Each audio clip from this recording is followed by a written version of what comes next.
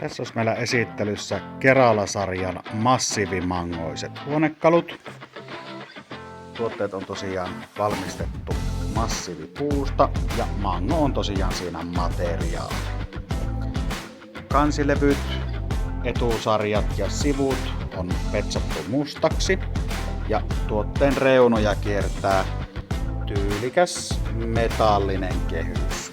Nämä tuotteet on valmistettu hieman tämmöiseksi antiikioloiseksi, eli pinnat on osittain karheita. Näissä näkyy nämä puun luonnolliset virheet, niitä ei pakkiloida eikä korjata. Tällä tavalla saadaan nämä tuotteet pysymään mahdollisimman luonnollisina. Sarjaan tosissaan löytyy TV-tasoa tuolta, missä on 2 ovea, laiteaukko sekä vetolaatikko.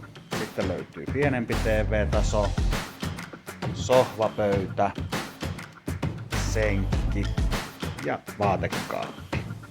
Senkki, jos tutustutaan lähemmin, niin tosiaan täällä on oven takana reilusti säilytystilaa. Aika vahvasta tavarasta on tosiaan tämä tuotesarja tehty, eli mikään hirmu kevyt tuote tämä ei ole. Laatikoissa on perinteiset puuliuvut. Hyvän kokoinen laatikko on monenlaista säilytystä varten. Kaikki nämä tuotteet toimitetaan valmiiksi koottuina, eli käyttöönotto on helppoa. Avataan pahvit ja muovit tuotteista ja asennetaan sitten vetimet paikoilleen.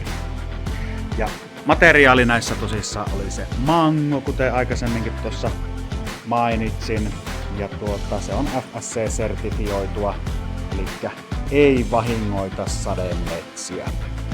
Valmistusmaa näissä on tosiaan Intia, missä nämä käsityönä hyvissä työoloissa sitten valmistetaan.